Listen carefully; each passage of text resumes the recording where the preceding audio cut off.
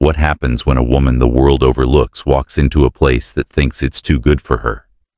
A jewelry store, polished marble floors, sparkling chandeliers, and salespeople trained to spot real customers.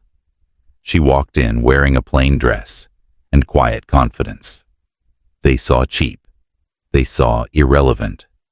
They didn't see the truth. Because this wasn't just any woman. And this wasn't just any shopping trip. When they tried to humiliate her, they thought they were making her leave in shame. What they didn't know was that she'd be back, not as a customer, but as the woman whose name was on the building. Stick around, because what happens next will change everything. The rain had stopped just minutes before she arrived, but the clouds still loomed like gray witnesses overhead as Maya stepped out of the cab and onto the glistening pavement in front of Eloise Fine Jewelry. The boutique's gold-lettered signage shimmered against the glass, framed by marbled stone and the kind of pristine elegance that whispered money. Maya, in her neatly pressed beige coat, comfortable flats, and a soft-knit scarf, looked up at the store with quiet resolve. Her face, strikingly beautiful in its serenity, held no trace of the day's fatigue or the chill in the air. She walked in with a calm confidence, unaware that within minutes her presence would be questioned, judged, and dismissed. The chime above the door jingled softly as she entered, the warm light inside spilling over rows of glittering rings, necklaces, and timepieces that sparkled under crystalline spotlights.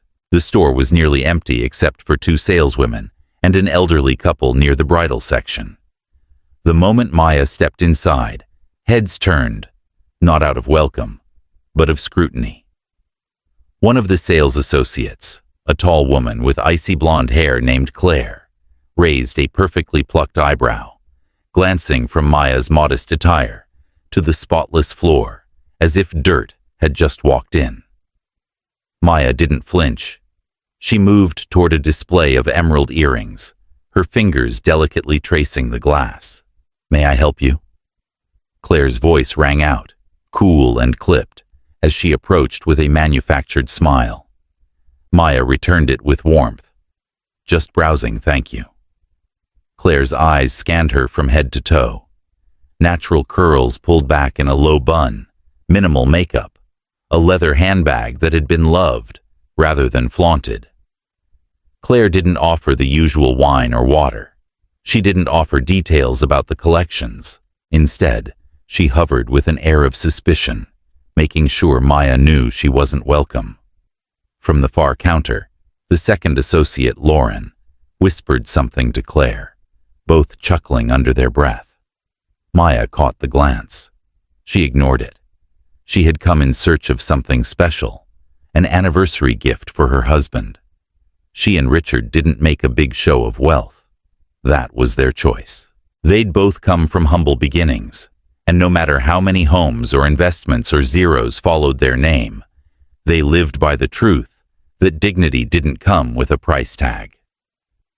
Maya leaned in to get a closer look at a delicate diamond bracelet, subtle, exquisite, and deeply feminine. "That piece starts at $48,000, Claire said suddenly, a little louder than necessary. The elderly couple turned. Maya didn't blink. "It's beautiful. It's also one of our more exclusive collections." Claire's tone was still laced with that practiced smile, but her eyes were sharp. "Perhaps you'd be more comfortable at our outlet store in Midtown." Maya turned to her fully now, her voice still soft, still graceful. "Thank you for the suggestion. I prefer this location." Lauren walked over then, arms crossed, adding her weight to the silent standoff. "Ma'am, if you're not planning to purchase, we'd appreciate you not handle the displays." Maya raised an eyebrow, calm but firm. "I haven't touched anything." "Still, our policy is to prioritize serious buyers. We reserve the right to refuse service." Maya paused, taking them both in, seeing the condescension simmering beneath their thin civility. Her gaze didn't waver. "And what exactly gave you the impression that I'm not a serious buyer?" Claire shrugged. "We just try not to waste anyone's time, ours or yours." The air grew colder.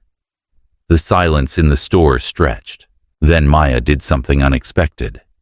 She smiled, a gentle, knowing smile, like she was waiting for them to finish the scene they had committed to, fully aware they were about to regret the performance. "I see," she said simply, then turned back to the bracelet. "Tell me, do you offer engraving?" "Only for confirmed purchases," Claire said, folding her arms tighter. "Understood," Maya said. And with that, she turned toward the exit, her steps unhurried, her pride unshaken. But the moment she walked through that door, the ground beneath that boutique would begin to shift, and none of them would be ready. Outside, the chill had sharpened, but Maya walked with grace, her expression unreadable. The streets buzzed with weekend activity, couples strolling, taxis honking, lives unfolding at every corner. Yet her mind stayed quiet. Not numb, just composed. Inside the boutique, however, the mood was anything but calm. Claire returned to her post behind the main counter, visibly satisfied, brushing an imaginary speck of dust off her silk blouse. "Honestly," she muttered to Lauren, "why do they always act like they belong in places like this?" Lauren didn't answer, but the smirk on her face was agreement enough. "I don't get it," Claire continued, voice low but biting. "You walk in wearing thrift store shoes and a coat that probably cost less than a bottle of our display cleaner, and suddenly, you think you're here to shop?" Lauren chuckled under her breath. Maybe she thought it was one of those experience stores. Look but don't touch, then go write about it on a blog. Claire rolled her eyes. She had the nerve to ask about engraving. I bet she doesn't even own anything worth engraving. At that moment, the door chimed again, but it wasn't Maya.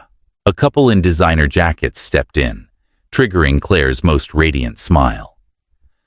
"Welcome to Eloise," she beamed, gliding over to them with the practiced ease of someone who had perfected the art of selective hospitality. Meanwhile, a younger sales associate named Elise, who had witnessed the entire scene from the back of the store, kept her head down. She wasn't bold enough to speak up. Not yet. But something about Maya had unsettled her, not in the way Claire meant, but in the way truth often cuts through pretense. Elise had noticed the way Maya looked at the jewelry, not with hunger or envy, but with familiarity. Like someone who understood value, not just price. Like someone who had seen better things in quieter places. Back at the counter, Claire returned with a new necklace for the couple to try. This one was featured in Vogue's winter edition, she cooed, placing it delicately in the woman's hand. "Of course," the man said, "but we're actually here to pick up something already reserved. Should be under Johnson." Claire blinked, then typed into the system. "Ah, yes," she said, smiling wider. "A custom sapphire cufflink set, engraved, ready for pickup." "Yes," the man said casually. "It was a gift from Richard. Said he wanted something classic, elegant. He always knows how to choose the best." Claire's fingers paused slightly on the box, her expression twitching. "Richard Johnson?" she repeated. "That's right," the man confirmed, oblivious. "You know him?" Claire shook her head with a polite chuckle, but her heart had begun to beat faster. The name struck something, a distant bell, but she shrugged it off. Plenty of people were named Johnson. She handed over the box, thanked them, and watched as they exited with their heads high, their purchase neatly tucked in a velvet bag. Then, Elise cleared her throat softly. "Claire, do you know who Richard Johnson is?" Claire looked over, annoyed. A client, obviously. Elise hesitated. He's not just a client. He owns this chain, the entire Eloise brand, every store. Claire froze. Her hands went still. Her gaze drifted to the front windows, but all she could see was the blurred reflection of herself, and a woman she had just dismissed into the street. "No," Claire whispered, a touch of panic rising in her throat. "That's impossible." But it wasn't, and deep down, she knew it. Maya sat in the small corner cafe 2 blocks away, stirring her tea slowly, the ceramic cup warm against her fingers. Her coat still clung to the cold from outside, but her thoughts were elsewhere, back inside the boutique, playing every moment again in her mind, like a scene she'd seen 100 times before. The dismissive eyes, the forced smile, the tone that wrapped insult in the shape of politeness. It didn't sting like it once did. Not anymore. But it did disappoint. She wasn't angry, not even hurt. Just tired. The kind of tired that comes from seeing the same pattern over and over in different forms, different rooms, different cities. A waitress asked softly if she needed anything else. Maya shook her head with a gentle smile, grateful for the kindness. Her phone buzzed against the table. She glanced down. One message, one name. Richard. She opened it. Just a simple line. "On my way. Don't move."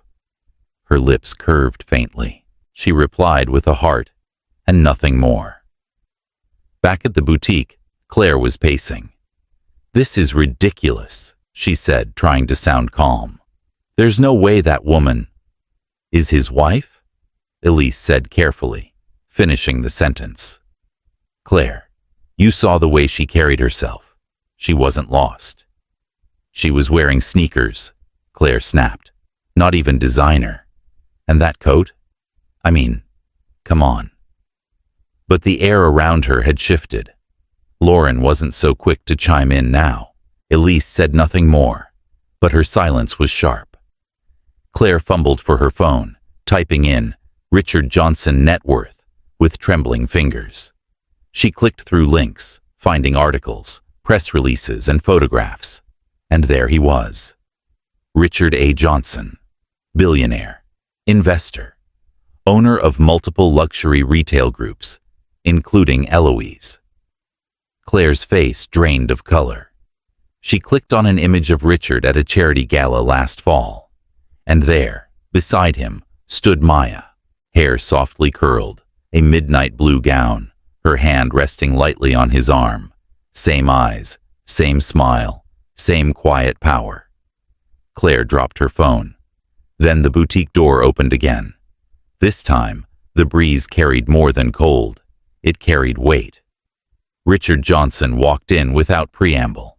Tailored overcoat, smooth stride, the kind of presence that didn't need announcing. Claire's lips parted, a tremble in her jaw. "Mr. Johnson?" she stammered. He didn't look at her. "Is your manager in?" Claire nodded rapidly. He's out for lunch, but I can help you." Richard turned to Elise instead. "You were here earlier, yes?" Elise stood a little straighter. "Yes, sir." "Then I'd like you to gather your staff. Now." Claire froze, eyes wide.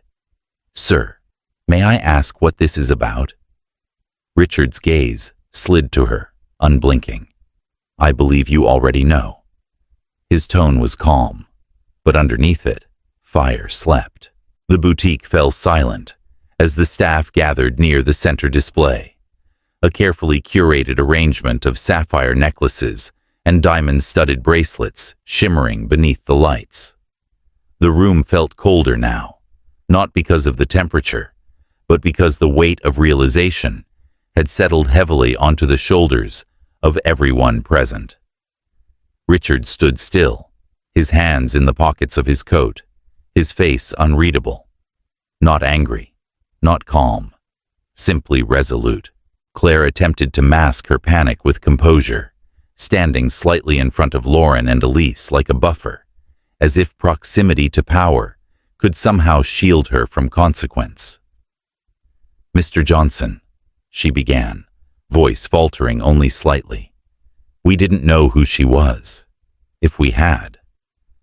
Richard raised a hand, not loudly or rudely, but decisively. It was enough. "And if she hadn't been my wife?"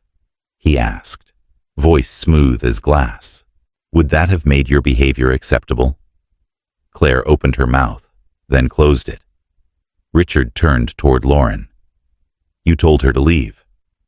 I was just following protocol, sir," Lauren said quickly.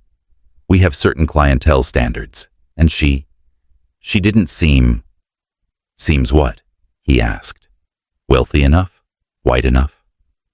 The final word lingered like a dropped crystal, sharp and unmistakable. Elise inhaled sharply. Claire looked down. Lauren said nothing. Richard stepped closer to the center of the room, his voice never rising, but growing heavier. "Maya walked in here with the intent to buy a gift, a personal one. She didn't use her name, her title, or mine. She didn't ask for attention. All she wanted was to be treated like a human being. You offered her the opposite." Claire's voice cracked through the stillness. "We made a mistake. We misjudged." Richard studied her face for a long moment. "You misjudged more than that. You misjudged who you are and what kind of company this is supposed to be." The front door opened again with a soft chime, and Maya stepped inside, the chill following behind her. She was still in the same outfit, simple sneakers, light jacket, a scarf wrapped loosely around her neck. But now, the atmosphere around her had changed, no longer invisible, no longer small. Her presence reclaimed the space like light, pushing back the shadow. Every pair of eyes turned toward her. Richard moved to her side, placing a hand gently at the small of her back. He didn't need to introduce her again. Her silence spoke volumes. Maya looked at each woman in front of her, calmly, without malice, without mockery. Just a gaze that held memory. I remembered exactly how it felt to be looked down on. And then she spoke. "I came in here today because I believed in this place. I've worn Eloise jewelry for years, not because of the brand, but because I thought it stood for elegance with dignity, grace without pretense. I didn't expect special treatment. I expected equal treatment. But I suppose that was too much." Her words were soft, but no one dared interrupt her. "What you didn't see," she continued, "was who I am. But more importantly, you didn't care. That's what hurt." Claire's mouth opened again, a wordless apology forming, but Maya gently shook her head. "Don't. This isn't about me anymore. It's about the next woman who walks in here looking like I did, and whether she gets the same dismissal or the same respect." She turned to Richard, then nodded once. "I'm ready." Richard looked back at the staff one last time. "Corporate will be contacting each of you, and the regional director." He paused, then added, "There will be changes, starting today." With that, he opened the door for Maya, and together they walked out. Not with vindication, but with grace. Behind them, the boutique stood quiet and exposed, its chandeliers gleaming as if they too were unsure of what they now represented. And for the first time in her career, Claire didn't feel dressed for the occasion. She felt stripped bare. The boutique door hadn't even fully clicked shut before Claire spun around, her heels scraping against the marble tile. "Elise, pull up the system," she snapped, voice sharp with anxiety. "I need to know if that was really Richard Johnson." Elise was already typing furiously at the sleek silver computer behind the counter. her normally chipper face now pale with disbelief. Lauren hovered close behind, arms folded tight against her chest, trying to shrink herself into the background. On screen, the records began to populate. Eloise Boutique, Beverly Hills. Owner, RJ Holdings Group. Majority stakeholder, Richard A. Johnson. Elise turned to Claire slowly, her voice barely audible. It's him. He owns the store. The whole chain. Claire's heart sank to her stomach. Her eyes darted across the room, replaying everything. Every glance, every scoff, every tone, laced with judgment. And at the center of it all, Maya. The woman she had dismissed without a second thought. The woman who had walked in with no airs, no entitlement, just a gentle smile and curiosity in her eyes, and been treated as if she didn't belong. Oh my God, Lauren whispered behind her. We humiliated the wife of a billionaire. But it wasn't just the money that scared them now. It was the truth. The truth that their behavior had been ugly, unchecked, and not just witnessed, but tested. Because Maya hadn't flinched, hadn't raised her voice, hadn't demanded attention.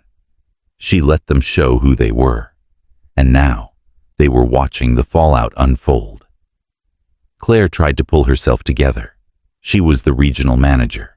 She had weathered customer complaints, inventory chaos, and even corporate audits. But nothing had ever felt like this. She grabbed her phone, hands trembling slightly, and called up the internal contact list. Scrolled down to corporate relations. Tapped. The line rang. Once. Twice. A click. This is Dana at corporate, came the crisp voice on the other end. Hi, Dana. This is Claire Wallace from Beverly Hills Eloise. I think we're going to need to file a report, she said, choosing her words carefully, though panic was beginning to edge into her tone.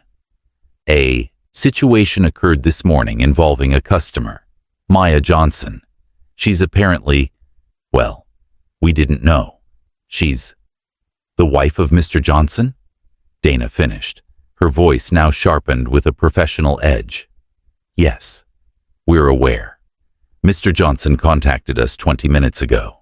He asked us to prepare an immediate compliance audit and a report on staff behavior regarding DEI protocols. We'll be sending someone from HR and legal within the hour. Please inform your team to remain available. Claire's throat dried instantly. Wait, that soon? This is considered high priority, Dana said. We've also been informed that the store lease may be under review. The call ended before Claire could ask more. Her hand lowered slowly. Elise stared at her. Lauren had turned away, hugging herself as she stared into the middle distance. Claire forced a breath. Everyone stay calm. We'll explain.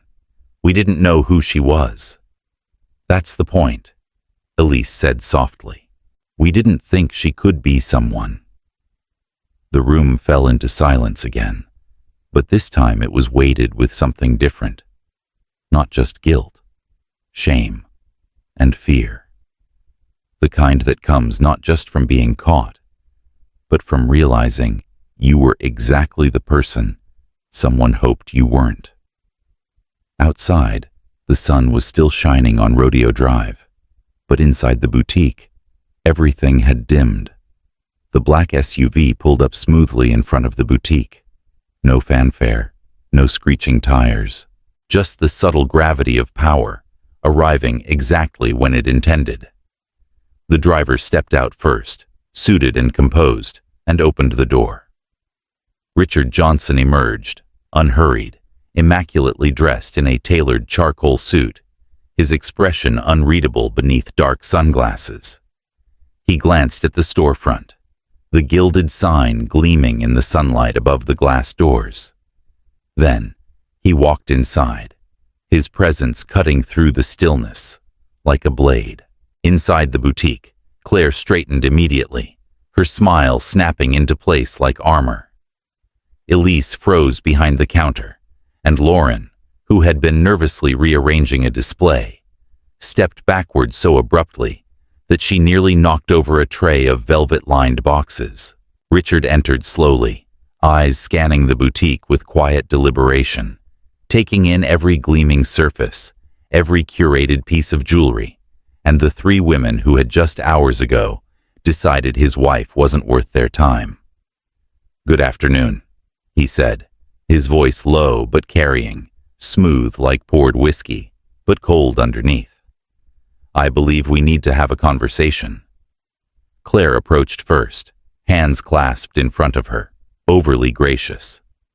"Mr. Johnson, we didn't expect you in person. I want to begin by sincerely apologizing for what happened earlier. It was a misunderstanding." Richard didn't respond immediately. He removed his sunglasses with precision and tucked them into his blazer pocket. His eyes were sharp, still calm, but unblinking. "I've just come from a call with corporate," he said, "and I've already reviewed the security footage from this morning. Misunderstanding is a generous word for what I saw." His gaze moved to Elise, then to Lauren, who visibly paled.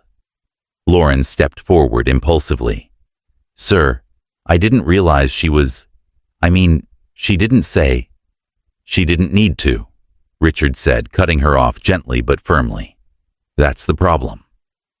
He turned slowly, walking toward the center of the boutique, pausing at the very spot where Maya had stood, patient and kind, asking to see something she could have bought 10 times over.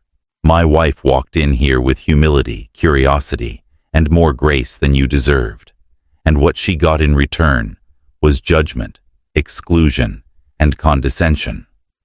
Not because of her actions, but because of her appearance." Claire's throat bobbed, but she said nothing. Elise looked down, unable to meet his eyes. Lauren's lips trembled, her previous bravado reduced to silence. Richard looked around again, then slowly pulled out his phone and tapped a few times. "Effective immediately, I've requested that operations be suspended in this location, pending an internal investigation. Corporate HR and legal are en route. I've also submitted a recommendation to the board to overhaul our customer experience training, starting with unconscious bias education. You will all be interviewed individually." Claire stepped forward, voice faltering. "Please, Mr. Johnson, we didn't mean to offend anyone. It wasn't personal. It's always personal when someone is made to feel lesser," Richard said quietly, especially in a space meant to celebrate beauty and worth. For a moment, no one moved. The boutique, once a haven of luxury and status, now felt like a museum of misplaced pride. Richard adjusted his cuffs, turned toward the door, and paused only once more. "You didn't just disrespect a customer. You disrespected my wife. The woman I trust more than anyone. The woman who built her strength in rooms where no one offered her a seat." He met Lauren's eyes, and she still wouldn't have treated you the way you treated her. With that, he walked out, the door closing softly behind him. No drama, no yelling, just truth, delivered with the weight of consequence. Inside, Claire sat down slowly, like her legs could no longer carry the burden of everything left unsaid. Elise wiped at her eyes. Lauren turned toward the display window, but all she could see was her own reflection, distorted, hollow. And outside, somewhere not far away, Maya was sitting in a quiet cafe, sipping her tea in peace, her phone resting face down on the table. She hadn't asked Richard to do anything. She didn't need to. He had seen enough. The next morning, the boutique remained closed.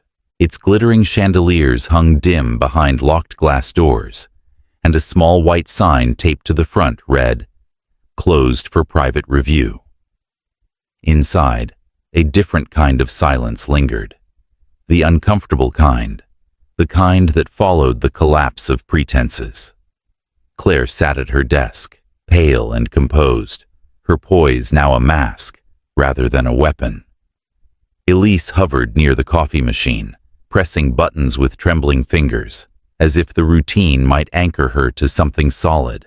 Lauren sat alone on the velvet bench near the window, staring down at her hands, her crimson nails dug slightly into her palms. No one spoke. When Richard returned that morning, he wasn't alone. Behind him walked 3 individuals, 2 from corporate compliance, and 1 woman with a quiet presence and a leather-bound notebook, representing the Diversity and Inclusion Board he had quietly assembled years ago. They didn't make eye contact with the staff, didn't offer niceties. This wasn't a visit. It was an inquiry.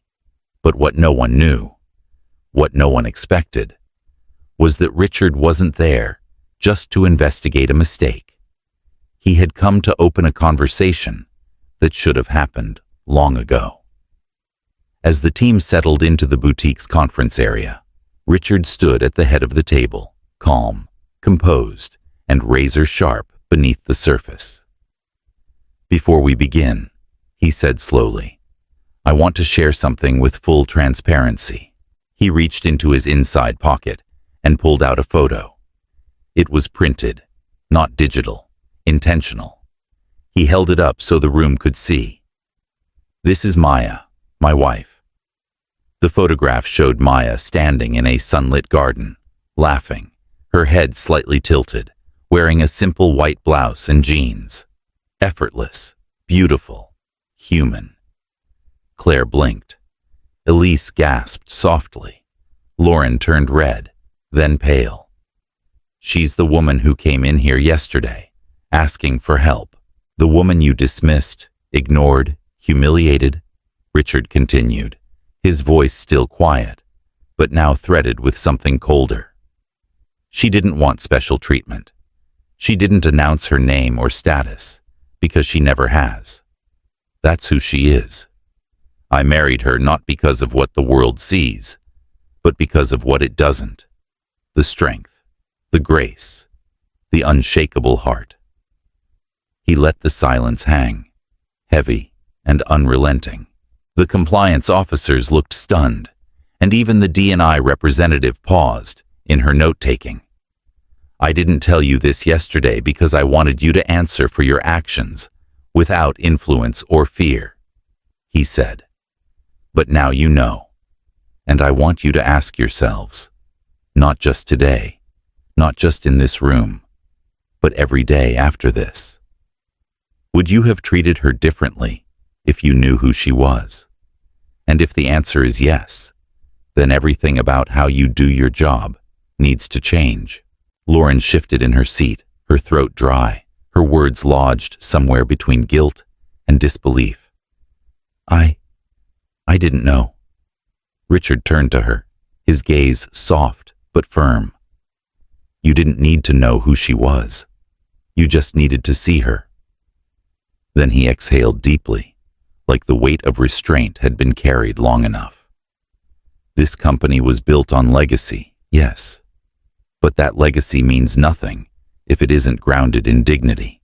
I will not build an empire where people feel small the moment they walk through the door." He turned toward the window then, sunlight casting long streaks across the polished floor. "When Maya left this store yesterday, she didn't cry. She didn't raise her voice. She didn't need to. Because she knows who she is. And that's something no amount of jewelry, no title, no money can ever buy." He paused, his voice low and clear. "But make no mistake, what you did yesterday was not only a betrayal of her, it was a betrayal of our brand, our vision, and of me." For a long moment, no one moved. Not a breath was wasted. Then Claire whispered, "Mr. Johnson, I'm truly sorry." Richard didn't answer right away. Instead, he folded the photograph carefully and slid it back into his pocket. "You don't owe me an apology," he said. "You owe it to every person who's ever been made to feel less than in this place. Start there." And with that, he stepped out of the room. Behind him, the slow cracking of illusion began. Not in anger, not in punishment, but in truth. Because now, they didn't just see the woman they had dismissed. They saw the reality she carried with grace, and the mirror she'd left behind. By noon, the boutique had lost its glitter. The glass counters remained spotless. The diamonds still sparkled under the soft track lights, but the energy had shifted. The air was thick, not with perfume, but with silence. An unspoken reckoning moved through every inch of the space. Claire sat stiffly in her office, hands clasped tightly in her lap, no longer confident in her role as manager. The memory of Richard's words echoed in her ears like a slow burn. Elise stood in front of the register, eyes cast downward, revisiting every word, every glance she'd thrown at Maya. And Lauren? Lauren was gone. Not physically, not yet, but removed from the staff channel. Her name was struck from the boutique's internal directory by 1 p.m. The official word was suspended pending investigation, but everyone knew there would be no return. Upstairs, Richard met with the HR executive team and legal counsel. The video footage had been reviewed, the audio recordings parsed, and the written reports finalized. None of it exaggerated what Maya had endured. In fact, if anything, the raw footage made it worse, zoomed in on every dismissive glance, every smirk, every subtle shake of the head. There was no violence, no shouting, no scandal fit for tabloids, just quiet cruelty, wrapped in protocol. And that, Richard knew, was far more dangerous. He made decisions quickly. Lauren would be terminated, effective immediately, not because of her mistake, but because of her character. Elise would be placed on a probationary performance plan with mandatory training. Claire, as store manager, would be demoted, her position reassigned to someone who had proven, through consistency, not crisis, that leadership meant protecting the dignity of others, not wielding it like a weapon. But it wasn't just about consequences. It was about course correction. Later that day, a company-wide message was sent from Richard's office. In it, he didn't mention Maya by name. He didn't need to. He spoke about integrity, about the quiet ways bias can infiltrate even the most polished spaces. He spoke of the importance of kindness as a corporate value, not a courtesy. And then came the announcement, a new initiative called Project Reverence, designed to retrain every staff member across his luxury empire, from doormen to directors, on empathy, equity, and human-first service. It wasn't a PR move. It was a mandate. Downstairs, the mood was heavy, but not hopeless. Tomas, one of the store's junior associates, walked over to where Elise stood behind the counter. He placed a bottle of water beside her and didn't say a word. She looked up at him with glassy eyes, uncertain how to accept such a simple kindness. He just nodded, then returned to arranging the display cases. Change didn't have to be loud. It just had to be real. Later that evening, after most of the staff had left, Claire lingered in the office, clearing her desk. The title plate with her name, once so shiny, so affirming, now felt like a relic. She looked down at it and whispered, "I should have seen her." But she hadn't, and that failure had cost her everything she thought she deserved. Richard watched from the security feed, his expression unreadable. He wasn't angry anymore, just tired.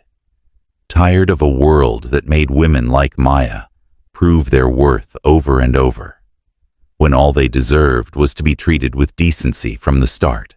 He leaned back in his chair, thinking not just about Maya's grace, but about what would have happened if she hadn't told him at all, if she had just let it go. But she hadn't. And now, thankfully, it couldn't be ignored. The next morning, Sunlight poured through the penthouse windows as Maya sat curled on the cream-colored couch, a cup of jasmine tea in hand. Richard had barely slept. He paced as he often did when something weighed heavily on his chest. Finally, he paused, looking at her, not as the CEO of a luxury empire, not as a man who'd spent the last 24 hours undoing what others had broken, but simply as a husband, humbled by the woman in front of him. "I've arranged for you to take over the flagship boutique," he said gently. "The one on Fifth, not as a gesture, as a rightful offer. I want you to run it, lead it, transform it. It's yours, if you want it." Maya didn't respond right away. She set her cup down with care, the porcelain touching glass with the softest sound. Her eyes found his, steady and unflinching. "You want to give me that position because I deserve it, or because you feel guilty?" The question wasn't meant to wound. It was simply the truth, and Richard knew that. He moved closer, sinking to sit beside her. "Because you deserve it," he said quietly, "but also because I want people to see the woman I married. Not because she survived their cruelty, but because she's stronger than all of it." Maya smiled faintly, but shook her head. "I appreciate it. I really do. But I don't want to walk into that boutique as the wife of the CEO. I don't want them to whisper about favors or power plays. I want to earn every inch of ground I walk on, just like I always have." Richard exhaled, both in awe and in reluctant understanding. He knew this about her. It was part of what made loving her so profound. It wasn't pride. It was the principle. "I want to start fresh," Maya continued. "Let me apply for something entry-level, something real. Let me work my way up. Let them see me not as an exception, but as a standard they overlooked." Her voice didn't tremble. It glowed with conviction, and Richard, despite everything in him that wanted to protect her, simply nodded. "Then I'll make sure the system is worthy of you climbing it," he said softly. That afternoon, Maya applied anonymously to a regional training program under a different division of the company, far from jewelry, far from recognition. No one knew who she was. She walked into her orientation the following week, dressed in the same kind of quiet elegance she always had. Simple slacks, a pressed blouse, natural curls pulled back. This time, there were no sneers. Just introductions, new beginnings, clean slates. And in the privacy of their home, Richard watched from a distance. Not in pity, not in pride, but in deep admiration. He had married brilliance, wrapped not in diamonds, but in dignity. Maya hadn't just refused a pedestal. She had redefined what power looked like, not as a title, not as revenge, but as grace, without compromise. 6 months passed, not with spectacle, but with quiet, unwavering purpose. Maya became the name whispered in hallways with reverence, not because of status, but because of how she made others feel seen. At the regional branch, she wasn't just a coordinator. She became the soul of the team. She stayed late to help new hires organize their first sales floor displays, brought lunch to the cleaning staff during long shifts, and mentored interns who reminded her of the version of herself that once sat alone in that boutique, dismissed for daring to belong. No one knew her last name. No one connected her to Richard, and she liked it that way. One morning, an internal memo was sent company-wide. A new department, diversity, equity, and inclusion, was being formed, not as a token initiative, but as a pillar of the brand. Applications were open for its inaugural leader. The email sparked polite interest from most. But when Maya's name was floated as a nominee, something shifted. People from every branch, from stylists to senior managers, flooded HR with recommendations. They didn't cite her resume. They cited how she listened, how she solved without blaming. She never made anyone feel small. When the panel met to make the final decision, Richard recused himself entirely. He sat silently in the back of the room as Maya's supervisors, colleagues, and subordinates spoke. Their words were not rehearsed or flattering. They were raw, honest, and deeply human. "She made me feel like I mattered," one team lead said. "She saw me before anyone else did," another whispered through tears. And that was how Maya was chosen. Not crowned, not gifted, but earned. Her first day as head of diversity and inclusion wasn't marked by fanfare. Instead, she walked into the boutique she'd once been kicked out of.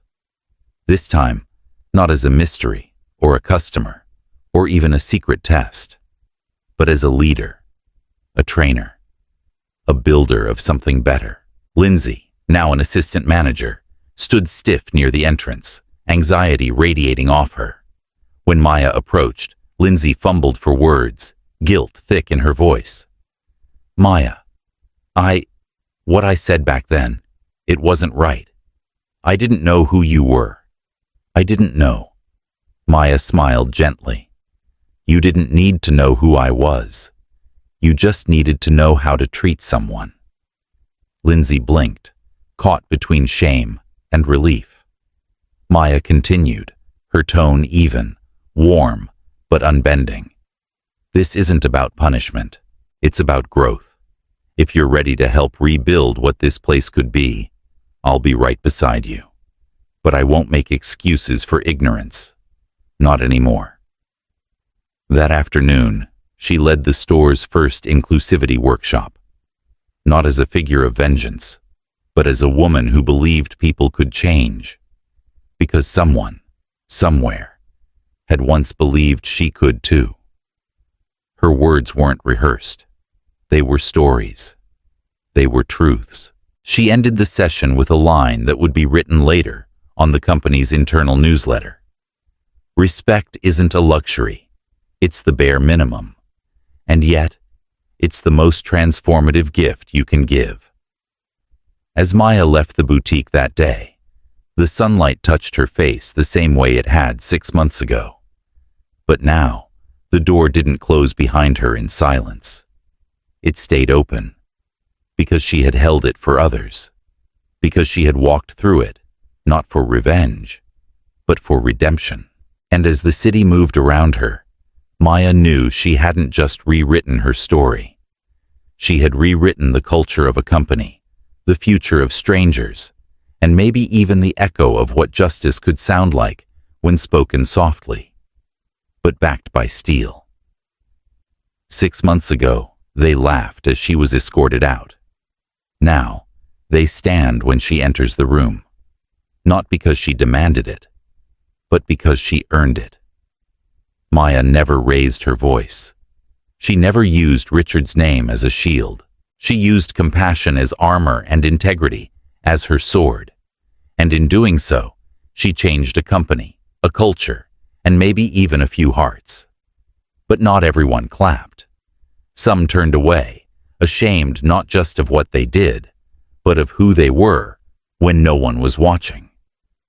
Because Maya's story isn't just about justice. It's about the quiet power of being exactly who you are, even when the world refuses to see it. So, the next time someone walks through your door, dressed simply, speaking softly, before you judge, ask yourself one question. What if they own the building? Let that sink in, then do better. Respect isn't earned through status. It's owed through humanity.